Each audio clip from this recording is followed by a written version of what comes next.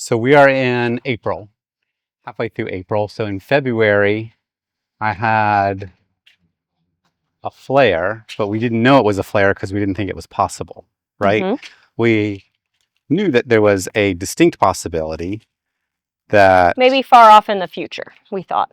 far off in the future, but theoretically, when you have your large intestines removed and you have your colon and everything removed and you have an ileostomy and everything that is sick taken out, then very small percentage of people get Crohn's again.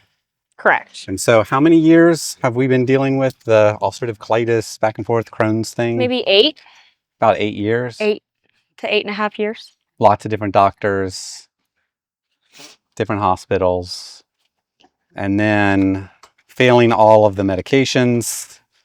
And then eventually, when my C-reactive protein went over 200 and none of the drugs worked, we decided to remove everything. And that was 1 year ago, right? In March of 2023. Yes.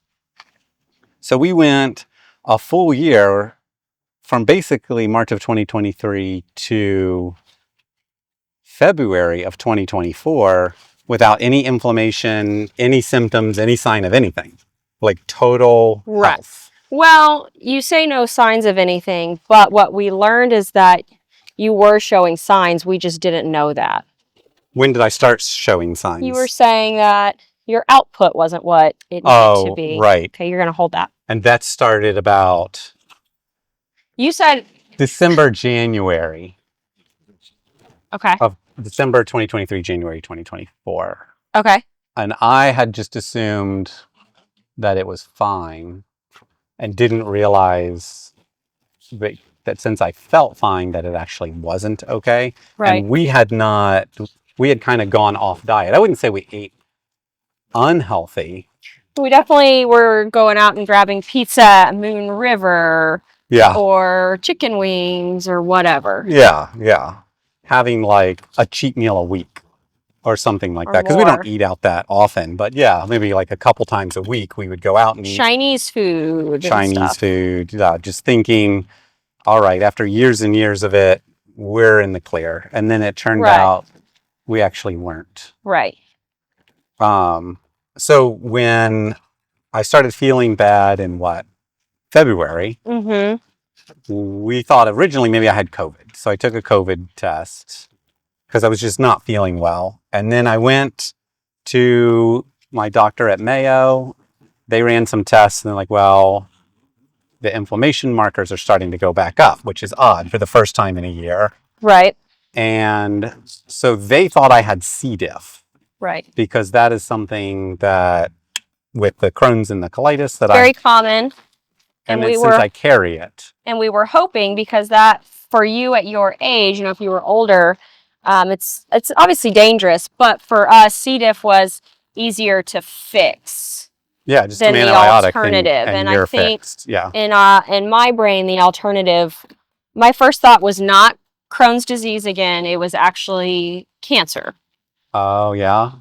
Just because all of your symptoms sounded similar, and because we had been told, it's almost near impossible that it would be Crohn's to get Crohn's again once you've done everything you do. So my brain was going more towards cancer. So, and my white blood cell count was way up. White blood cell count, yeah. Yeah. So it's one of those where obviously you don't want a cancer diagnosis, but for us, I don't think we wanted a Crohn's diagnosis either.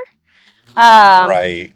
So it's kind of all bad. Like any of those diagnoses are the same to me. They're all kind of detrimental in that sense. So got admitted to the hospital just because I had gotten behind and was unable to keep up with the hydration. Yeah. And so got so dehydrated. I thought that I'd gone to the chiropractor a few times because I thought there was something wrong with my back. But it was just your kidneys and the lack of hydration. And it was the lack of hydration because my output was watery and you weren't getting any nutrients from any of the food. We kind of switched back to a really healthy diet, and we just weren't getting the nutrients that diet would provide, unfortunately. Right. And so that's when okay, something is something's wrong. Something's very wrong here. Yeah. And honestly, at Mayo, they threw out a couple of ideas, and none of them was Crohn's. Right. So Correct. I don't think that was on anyone's radar, unfortunately. So we ran all kinds of tests, got admitted to the hospital, high dosages of prednisone, which is the intravenous prednisone is Solumedrol. And then she's not standing up on her own very well. Okay. She'll be okay. Yeah, I'm gonna pack it more, but yeah. So that got me over the hump. And then they ran a bunch of tests while I was admitted. Right. Which is essentially a colonoscopy, but it goes through the ileostomy. Right. So they did that and took some biopsies, sent them away, and it came back as Crohn's. And then I remember that next day, because you had to work, and you would come during the day or come in the evening after work to the hospital, spend a few hours, then go home to take care of the dogs. You were feeling not good. Very overwhelmed. Because I would consider myself a very independent person, but this life has made me dependent, as you do when you're married and you have a lot of things together. Mm-hmm. So that became very, I kind of realized, all those years that I lived alone or had a roommate and kind of did life by myself, I had been able to build what I needed to by myself. And, we have built something a little bit bigger than what I can take on by myself.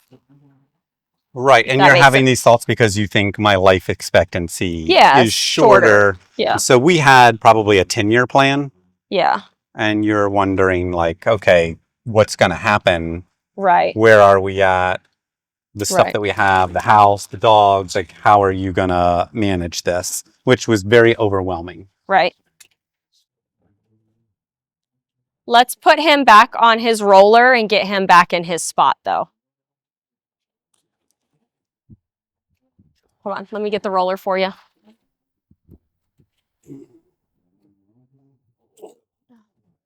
Is he a lot less heavy now? He's not heavy at all. Not heavy anymore. Where does he go? Right here? He's right here in the shade. So they don't know life expectancy wise, A, because it's not super common. Right. And B, there's not many more surgeries that could happen. Yeah, like they can cut a little of your small intestines, but it's not like all the other surgeries where they can completely just cut it out. And that's that. So, the goal now is just to keep the inflammation down, not have any flare-ups, because as you have a flare-up, it means the inflammation grows and takes over a larger portion of that organ, which you can't really afford. Then becomes damaged, and then you're living on prednisone. Correct. Which has its own high dosages of prednisone, which we've done, has its own. So, yeah, and plus, I've failed. Well, not failed. They worked for a while, but we've been dealing with it so long. My body has built immunity to everything from Humira, Remicade, Entyvio, Stelara. Right. Now Rinvoq. So there's not many more, things that they can do medication-wise. Right. And so what's interesting, though, that was February, and we are now, I'm going to hold this with you. We are now mid-April, and I'm feeling good. And I guess what's interesting is that you do feel good for a while, because it's always been this way, right? You feel good and you start to get lax, but I think we're not going to get lax. We're going to try to take care of the body to get it to last as long as possible. Yeah. And so what are some of the changes that you wanted to make and some of the changes that I wanted to make to figure out, like, all right, what is this life going to look like now that we know Nathan's not healthy? We cut everything out and he's just like fine now.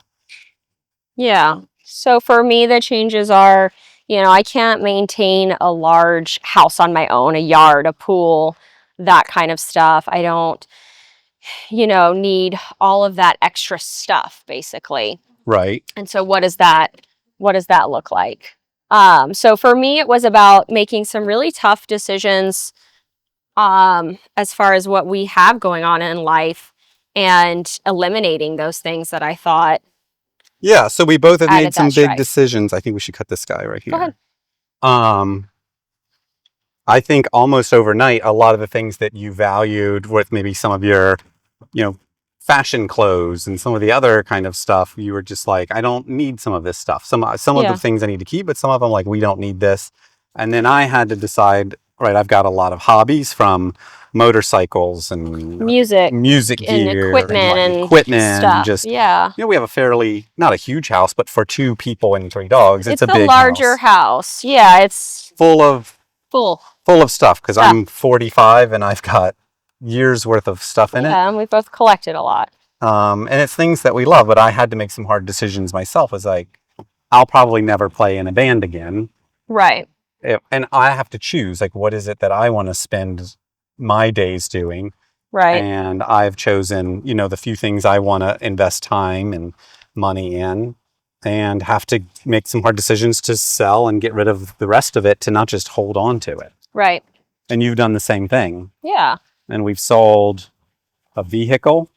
Yeah. And we got rid of the pool, because a pool is not something I think that I can keep up with or want to keep up with. And it went on, when I'm sick, I have a hard time keeping up with it. So we got rid of the pool, got rid of the vehicle. A lot of musical equipment. A lot of clothes and shoes out of my closet. And how are we feeling? Good. I do feel like, I think at some point, as you continue to feel well, we will get lax. Yeah, that's a concern of mine. I think that's a concern of mine as well. Yeah. Is that, like, when I'm feeling good, when you feel like I'm well, we but feel I'm like not. You're well, and it's like, oh, okay, we can just kind of like continue on life, and that is not exactly true. And I have to really fight that, if that makes sense. Yeah, because I can go a while just feeling great. Right. And now I'm getting my blood taken once a month and, like, analyzing everything, because at this point they're going to have to stay on it. Right. On top of it, and not let me ever get that bad.